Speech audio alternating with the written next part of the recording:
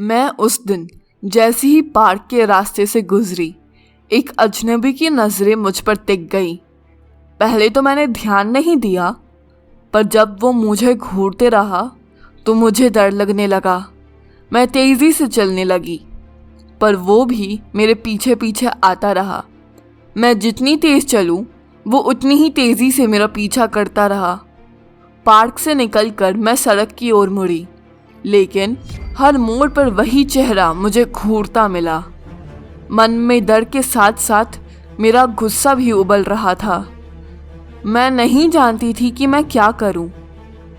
एक अनजान आदमी का मुझे बेवजह पीछा करना मुझे बहुत परेशान कर रहा था। मैंने जैसे ही अपने अपार्टमेंट की तरफ कदम बढ़ाया, उस अजनबी की नज़रें मुझ पर फिर से टिक गईं। उसकी वो निगाहें मुझे घूर रही थी। मैं डर गई। क्या मेरा पीछा किया जा रहा है? मैंने पीछे मुड़कर देखा तो वो व्यक्ति अभी भी मेरे पीछे पीछे चल रहा था। मेरे दिल की धड़कनें तेज हो गईं। मुझे ये 10 मिनट का सफ़र अनंत काल की तरह लग रहा था। आखिरकार मैं अपने अपार्टमेंट के दरवाजे तक पहुंची। मैंने जितनी तेज़ी से हो सकता था दरवाज़ा खोला, अंदर घुसकर दरवाज़ा बंद कर लिया और मैंने पीछे का दरवाज़ा भी बंद कर दिया। वो अजनबी अभी भी बाहर ही खड़ा था। मैं सुरक्षित महसूस करने लगी, पर फिर भी मुझे अजीब लग रहा था कि वो अभी तक दरवाजे के बाहर से नहीं गया है। एक झटके में मेरी पूरी दुनिया बदल गई। अपने मन को डाइवर्ट करने के लिए मैं इंस्टाग्राम यूज़ करने लगी और उसको चेक करने लगी कि मेरे फॉलोअर्स कितने बढ़े और कितने कम हुए। तभी एक नोटिफिकेशन आया, एक नया फॉलोअर। पर जैसे ही मैंने उसकी प्रोफाइल देखी, मेरे शरीर में सिरहन दौड़ गई। ये वही व्यक्ति था जो मुझे परेशान कर रहा था और मेरा पीछा कर रहा था।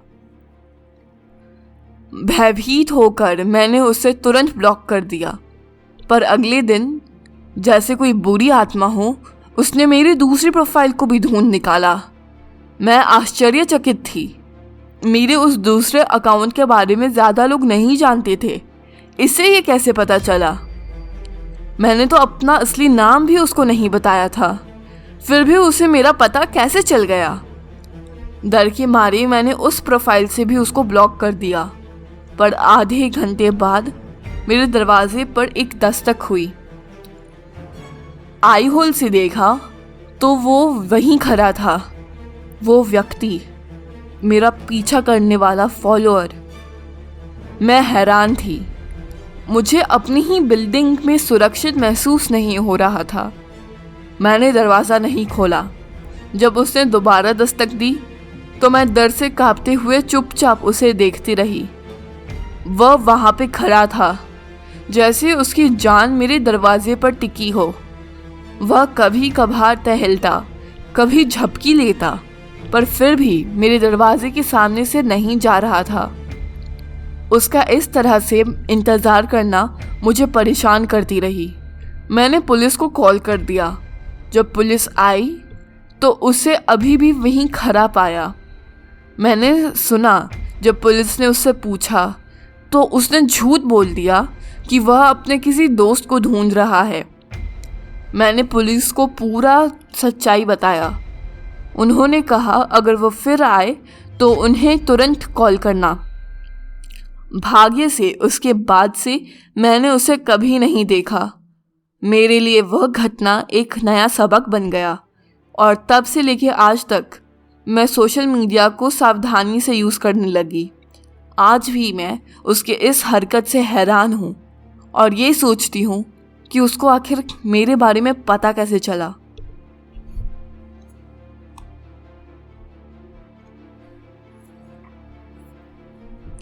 कहानी नंबर 2। वो दिन मुझे अभी भी याद है जब मैं 15 साल की थी। उस ज़माने में मेरा जीवन बिल्कुल अलग था।